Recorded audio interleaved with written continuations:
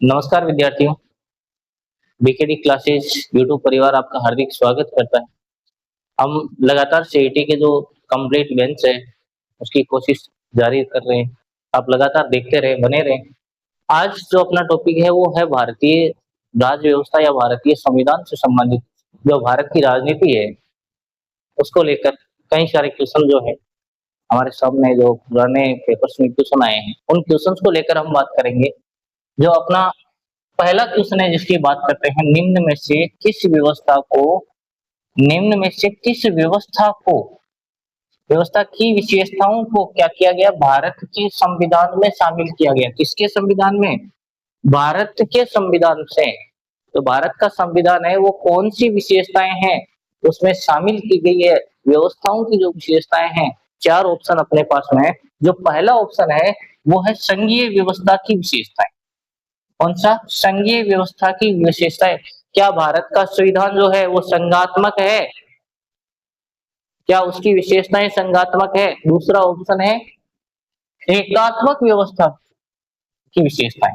किसकी? एकात्मक विशेष जो व्यवस्थाएं हैं उनकी विशेषताएं। क्या भारत का संविधान जो है एकात्मक विशेषताओं से परिपूर्ण है? तीसरा जो ऑप्शन है दोनों व्यवस्थाओं की विशेषताएं, यानी क्या दोनों व्यवस्थाएं हैं भारत में? भारत का जो संविधान है वो एकात्मक भी है, संघात्मक है, ऐसा है क्या? तीसरा जो ऑप्शन है वो परिसंघ व्यवस्था की विशेषताओं की बात करता है, यानी क्या भारत का जो संविधान है वो परिसंघ विशेषताओं को लेकर है। तो सबसे पहले हम बात करते हैं कि भारत का जो संविधान है वो किस प्रकार से है। भारत का संविधान अगर हम बाह्य रूप से देखें, कैसे देखें? बाह्य रूप से देखें तो ये क्या है? ये संघात्मक दिखाई देता है। कैसा दिखाई देता है? संघात्मक दिखाई देता है। लेकिन अगर आंतरिक स्वरूप की बात करें, इसकी आंतरिक स्वरूप की बात करें तो आंतरिक स्वरूप से ये कैसा है? ये एकात्मक। कैसा है? एकात्मक है। तो भारत का जो संविधान है उसमें दोनों विशेषताएं है, उसकी जो व्यवस्थाओं की जो विशेषताएं वो दोनों ही है, संघात्मक भी है और एकात्मक भी है। अब अलग अलग जो कुछ विद्वान है जिनका मत है, जिनके बारे में चर्चा करते हैं, हम बात करते हैं डीडी बसु की। किसकी? डीडी बसु। डीडी बसु ये क्या कहते हैं भारत के संविधान को लेकर? ये कहते हैं कि भारत का जो संविधान है वो एकात्मक और संघात्मक दोनों व्यवस्थाओं का मिश्रण है। क्या है? भारत का जो संविधान है वो एकात्मक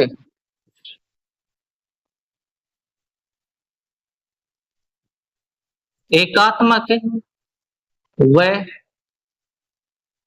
संघात्मक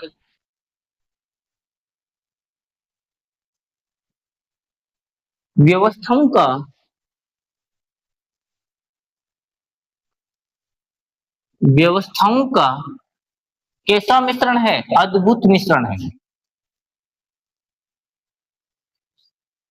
अद्भुत मिश्रण है। ये बात कौन करते हैं? ये करते हैं बात डीडी बसु। कौन करते हैं? डीडी बसु कहते हैं कि भारत का जो संविधान है वो एकात्मक और संघात्मक व्यवस्थाओं का अद्भुत मिश्रण है। कैसा मिश्रण है? अद्भुत मिश्रण है ना? अलग ही लेवल पर बना हुआ है भारत का जो संविधान, क्योंकि उसमें एकात्मकता भी दिखाई देती है, उसमें संघात्मकता भी दिखाई देती है। व्यवस्थाओं को इस प्रकार से बनाया गया है कि संपूर्ण जो संविधान है उसको न तो हम एकात्मक कह सकते हैं, न उसे हम संघात्मक कह सकते हैं। तो दोनों व्यवस्थाओं के साथ की बात करते हैं कौन? डीडी बसु। उसके बाद में केसी व्हीलर, ये एक अलग ही बात कहते हैं। क्या कहते हैं केसी व्हीलर?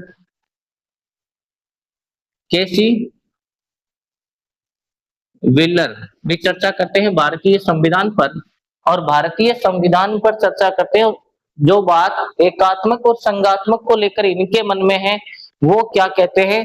वो कहते हैं कि ये दोनों का अर्ध संघ है। क्या है? ये न तो संघात्मक है न एकात्मक है। ये कैसा है? भारत का जो संविधान है वो अर्ध संघात्मक है। कैसा है? अर्ध संघात्मक है। भारत का संविधान किस प्रकार से है? तो अर्ध संघात्मक शासन है या अर्ध संघात्मक व्यवस्था है। कैसी व्यवस्था है? अर्ध संघात्मक व्यवस्था की चर्चा कौन करते हैं? केसी मिलर करते हैं। उसके बाद में हम बात करते हैं और कोई विद्वान जो इनके बारे में बात करते हैं, आगे बात करते हैं। एवी बिर्थ क्या कहते हैं? एवी बिर्थ भी अपना मत देते हैं इसमें। कौन? एवी बिर्थ। एवी बिर्थ क्या कहते हैं? एवी बिर्थ कहते हैं कि भारत का जो संविधान है वो किस प्रकार से है? तो भारत का संविधान है सहयोगी संघवाद है। कैसा है? सहयोगी संघवाद, यानी मिलीजुली सरकार है।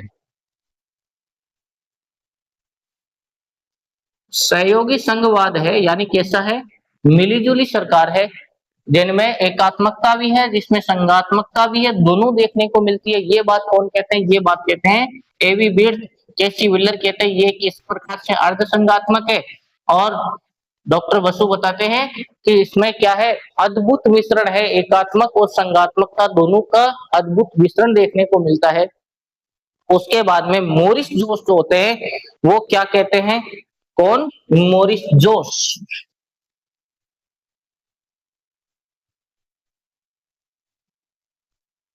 मोरिस जोश का कथन है।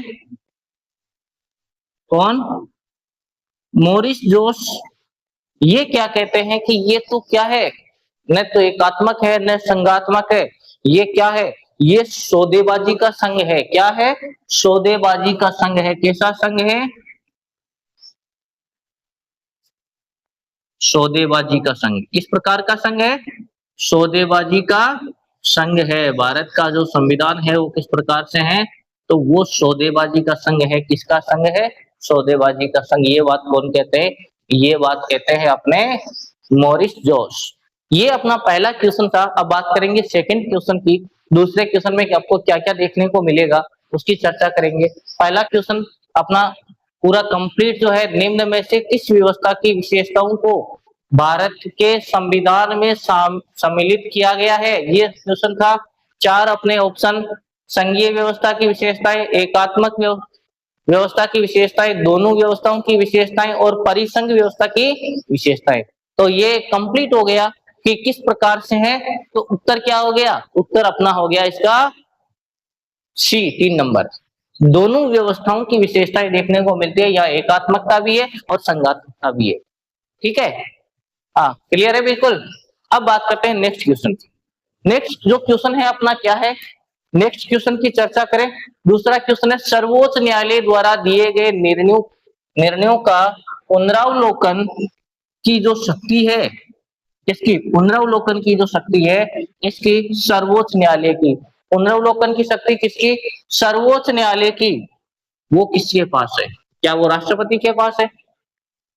क्या वो लोकसभा अध्यक्ष के पास है? क्या वो सर्वोच्च न्यायालय खुद के पास है? या फिर केंद्रीय विधि मंत्री के पास है? किसके पास है? ये चर्चा करते हैं। तो ये चर्चा करने से पहले हम देखते हैं भारतीय संविधान की तरफ जाते हैं, क्योंकि इसका जोड़ तोड़ कहाँ मिलेगा? भारतीय संविधान में। और भारतीय संविधान की तरफ चलते हैं तो हम क्या करते हैं? अनुच्छेद उठाते हैं कि कौन से अनुच्छेद में बताया गया है? 137। कौन सा अनुच्छेद? 137 क्या कहता है इसके बारे में, ये चर्चा करें और यही अपना उत्तर है। अनुच्छेद 137 कहता है कि सर्वोच्च न्यायालय ने जो निर्णय दिया गया है या उन्होंने जिस प्रकार का जो निर्णय दिया है उसकी पुनरावलोकन की जो शक्ति है वो किसके पास है? स्वयं के पास है। किसके पास? स्वयं के पास।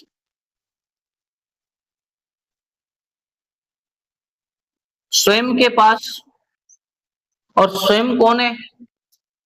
स्वयं कौन है भाई? निर्णय कौन दे रहा है? सर्वोच्च न्यायालय। कौन दे रहा है?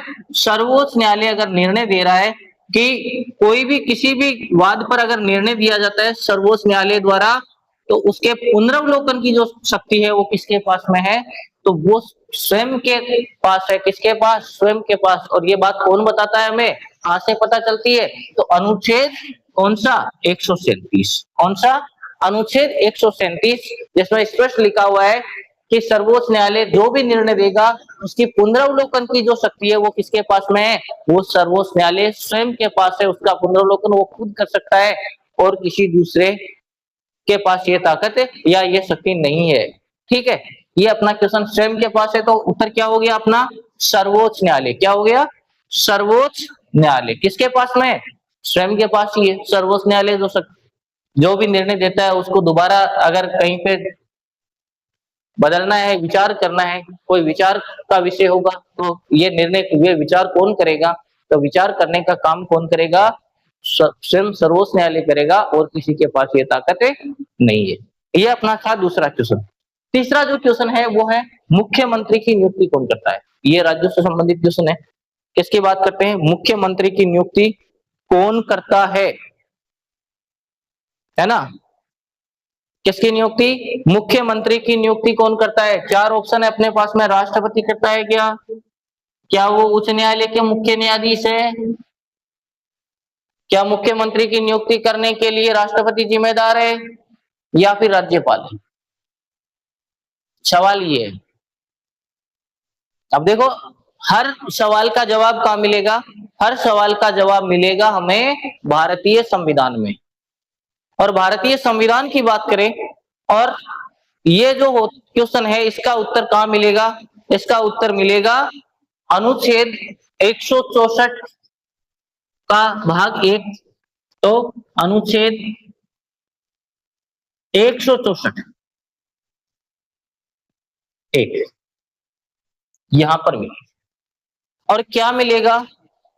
क्या लिखा हुआ है 164 1 में? क्या लिखा है?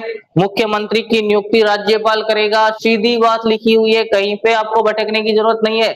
अनुच्छेद 64 1 उठाओ और देखो कि वहां पे साफ साफ लिखा है कि मुख्यमंत्री की नियुक्ति कौन करेगा? राष्ट्रपति करेगा। सॉरी, मुख्यमंत्री की नियुक्ति कौन करेगा? राज्यपाल करेगा, राष्ट्रपति नहीं भाई।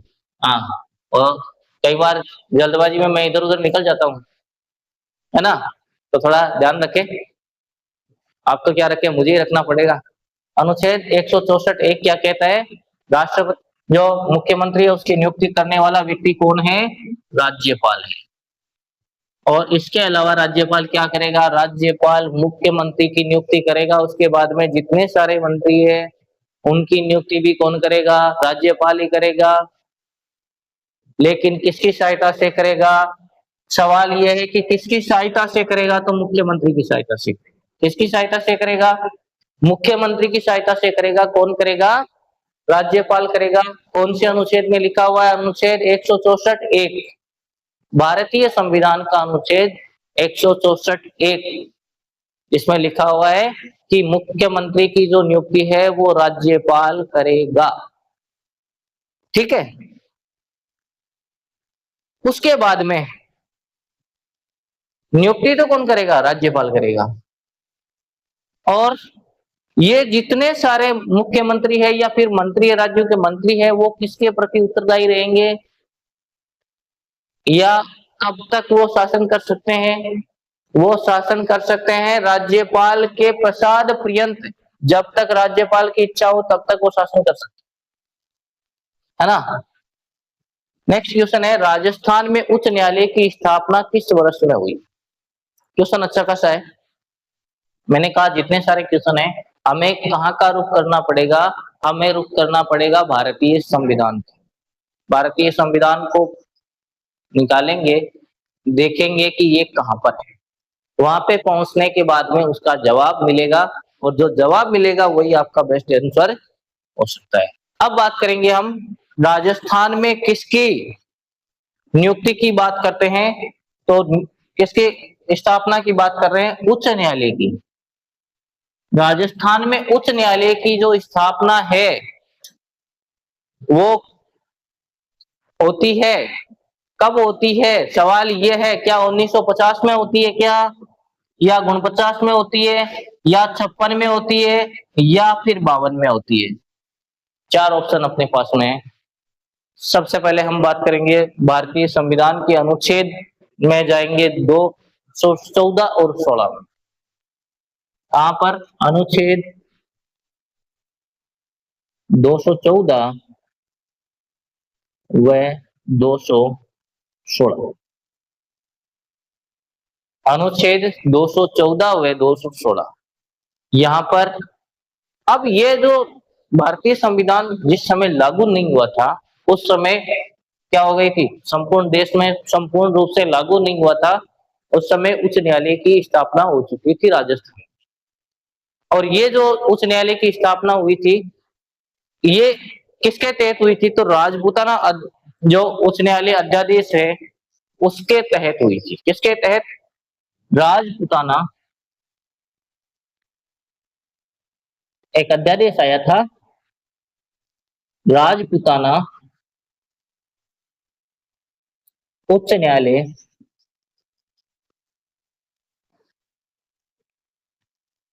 उच्च न्यायालय अध्यादेश।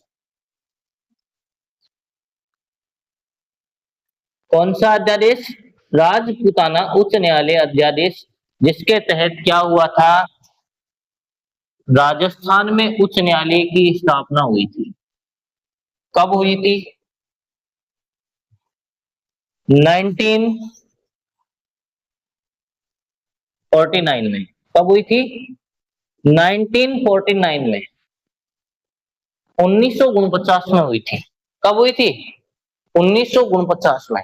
राजपूताना उच्च न्यायालय अध्यादेश एक पारित हुआ था, जिसके तहत 1949 में क्या हुआ था, उच्च न्यायालय की स्थापना हो गई थी। लेकिन उससे पहले के नाम जो राजपूताना उच्च न्यायालय था, लेकिन जब राजस्थान का नाम राजस्थान रहा तो उसके बाद में ये कहां पे मेंशन किया गया है, ये मेंशन किया गया है अनुच्छेद 214 और 216 में। कहां पर, 214 और 216 में। कब स्थापना हुई, कोई ये पूछ ले, तारीख पूछ ले, है ना, ये भी बड़ा सवाल है। तो राजस्थान उच्च न्यायालय की स्थापना होती है कब, 29 अगस्त। कब होती है, 29 अगस्त 1949। 29 अगस्त 1949 को क्या होता है, राजस्थान उच्च न्यायालय की स्थापना होती है। एक अध्यादेश आता है, राजस्थान उच्च न्यायालय अध्यादेश, जिसके तहत राजस्थान में उच्च न्यायालय की स्थापना होती है। और कहां पर होती है, ये होती है जोधपुर में। कहां होती है, जोधपुर में।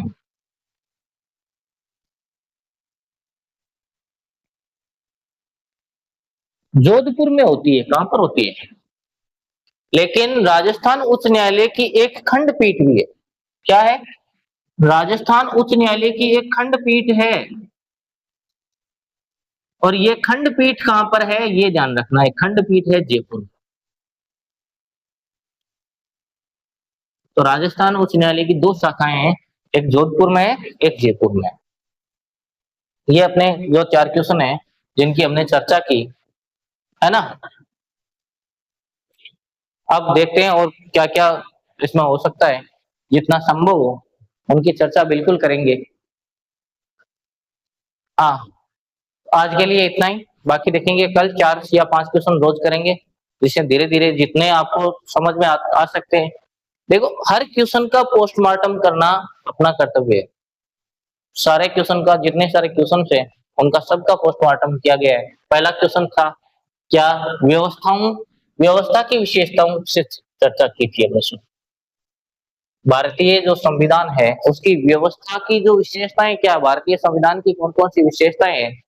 अपना सीईटी का जो टॉपिक है, जो पहला टॉपिक है वो यही है, यही शुरू होता है, इसलिए इनको लेकर चलते हैं। पहला क्वेश्चन यही है, तो बाहर से क्या है, ये संघात्मक है, और आंतरिक रूप से क्या है, एकात्मक है। उसके बाद में डीडी बसु क्या कहते हैं, केसी विल्लर क्या कहते हैं, एवी बिर्थ क्या कहते हैं, या मॉरिस जोस क्या कहते हैं, इन चारों की चर्चा की। जो डीडी बसु है वो कहते हैं कि ये अद्भुत मिश्रण है व्यवस्था, ये संघात्मक और एकात्मक का अद्भुत मिश्रण है। जबकि केसी विल्लर कहते हैं ये अर्ध संघात्मक व्यवस्था है। कैसी है, अर्ध संघात्मक व्यवस्था है। और उसके बाद में डीडी एवी बिर्थ क्या कहते हैं, ये सहयोगी संघवाद है। कैसा सहयोग, कैसा संघवाद है, सहयोगी संघवाद। जबकि मॉरिस जोस क्या कहते हैं, वो कहते हैं कि सौदेबाजी का संघ है। किसका संघ है, सौदेबाजी का संघ है। सौदेबाजी के संघ की चर्चा करते हैं। उसके बाद में हम बात करते हैं सेकंड क्वेश्चन की, भारतीय जो सर्वोच्च न्यायालय है उनमें दिए गए निर्णयों का जो पुनरावलोकन है वो कौन कर सकता है, ये बात कहां पर है, हमने भारतीय संविधान का की शरण ली और भारतीय संविधान की शरण लेकर हम कहाँ पहुंचे, अनुच्छेद 137 में पहुंचे।